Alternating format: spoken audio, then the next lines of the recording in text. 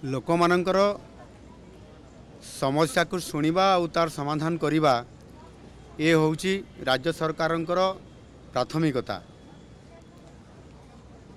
ଆଉ ସେଇଥିପାଇଁ ତୃଣମୂଳ ସ୍ତରରୁ ଜିଲ୍ଲା ରାଜ୍ୟ ପର୍ଯ୍ୟନ୍ତ ଏ ଯେଉଁ ଆମର ଜନଶୁଣାଣିର ଯେଉଁ ବ୍ୟବସ୍ଥା ଅଛି, ଅଭିଯୋଗ ଶୁଣାଣିର ଯେଉଁ ବ୍ୟବସ୍ଥା ଅଛି, ତାକୁ କିଭଳି ଭାବରେ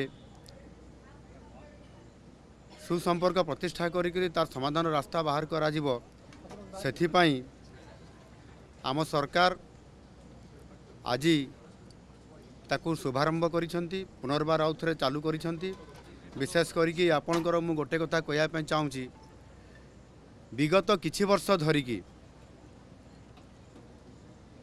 ଅର୍ଥାତ୍ ଗତ ସରକାର ସମୟରେ ଆପଣଙ୍କର ସରକାରଙ୍କର ଏବଂ ଜନତାଙ୍କ ମଧ୍ୟରେ ଗୋଟିଏ ଲୌହ ପାଚେରୀ ଥିଲା।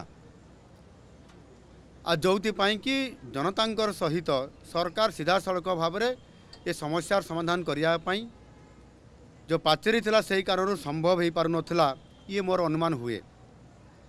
ଆଜି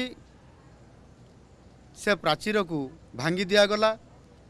ସରକାରଙ୍କ ସହିତ ସିଧାସଳଖ ଭାବରେ ଜନତାଙ୍କର ସହିତ ସମ୍ପର୍କ ପ୍ରତିଷ୍ଠା କରିବା, ତାଙ୍କର ସମସ୍ୟାକୁ ଶୁଣିବା ଆଉ ସମାଧାନର ରାସ୍ତା ବାହାର କରିବା, ଏ ସମ୍ପୂର୍ଣ୍ଣ ଭାବରେ ଆଜି ଯେଉଁ ମୁଖ୍ୟମନ୍ତ୍ରୀଙ୍କର ଅଭିଯୋଗ ପ୍ରକୋଷ୍ଠ ଏହାକୁ ପୁନର୍ବାର ଆଉ ଥରେ ଚାଲୁ କରାଗଲା।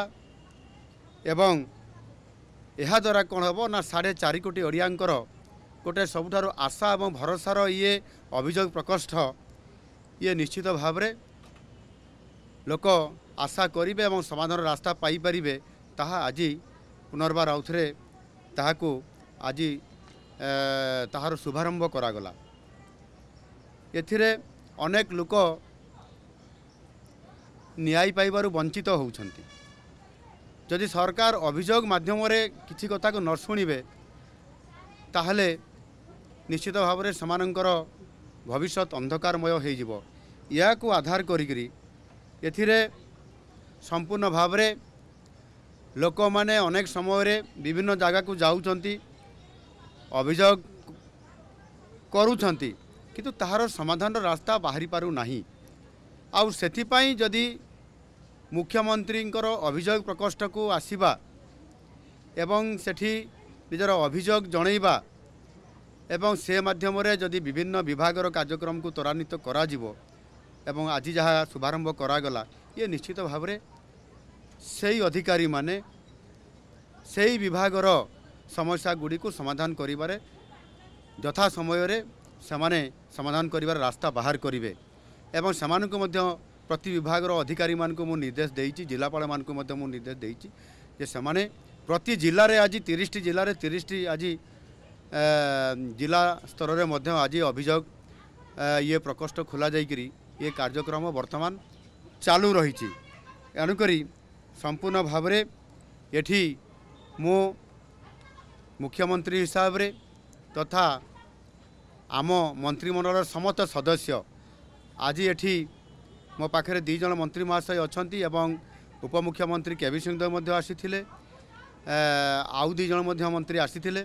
ସମସ୍ତେ ଏଠି ଉପସ୍ଥିତ ରହିକରି ପୁରା ସମୟ ଦେଇଛନ୍ତି ଏବଂ ସମସ୍ତ ଏ ଅଭିଯୋଗର ବ୍ୟକ୍ତିମାନଙ୍କ ସହିତ ମିଶିବା ଏବଂ ତାଙ୍କର ଅଭିଯୋଗ ଗ୍ରହଣ କରିବା ଏବଂ ପ୍ରତି ବିଭାଗକୁ ତାଙ୍କୁ ତାର ଇନକ୍ୱାରି ରିପୋର୍ଟ ଏବଂ ଆବଶ୍ୟକ ପଦକ୍ଷେପ ନେବା ପାଇଁ ସମସ୍ତେ ସହଯୋଗ କରିଛନ୍ତି।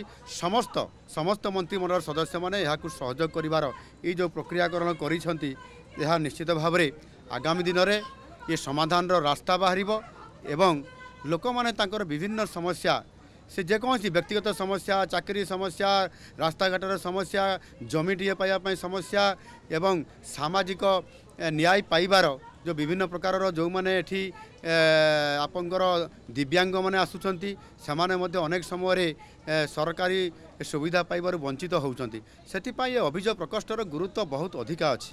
ତାକୁ ଯଦି ଆମେ କାର୍ଯ୍ୟକ୍ରମ ସିଧାସଳଖ ଭାବରେ ମାନ୍ୟବର ମୁଖ୍ୟମନ୍ତ୍ରୀ ଏବଂ ସମସ୍ତ ମନ୍ତ୍ରୀମାନଙ୍କର ସହିତ କରେଇବେ, ତାହେଲେ ଆଗାମୀ ଦିନରେ ପ୍ରଭୁତ ସମସ୍ୟାର ସମାଧାନ ହେବା ସହିତ ନିଶ୍ଚିତ ଭାବରେ ଗୋଟିଏ ओडिशार सुस्थ वातावरण तैयारी हवा सहित लोक मान को न्याय मिल पार आउ से ये निरंतर भाव में प्रति सोमवार को सोमवार या को आहुरी सुंदर भाव में एवं यथा समय ताकू सारिबा लोक मानकर ये काम को त्वरान्वित करने आहुरी सुंदर भाव में केमती स्मार्ट भाव में करा ताकू योजना करा होउची मु आशा करी मोर सारा ओडिशार सारे 4 कोटी लोकंकर पाखरे मोर अपील अच्छी एवं मुझे निवेदन करुच्ची से निश्चित भाव में आमे जो गाइडलाइन दौचु जो नीति नियम दौचु से अनुसार से आसतु जिले में भेटंतु जिले में भेटिले जिले लोकंकर गुहारी जदि से निजे निजे एरिया करेंगे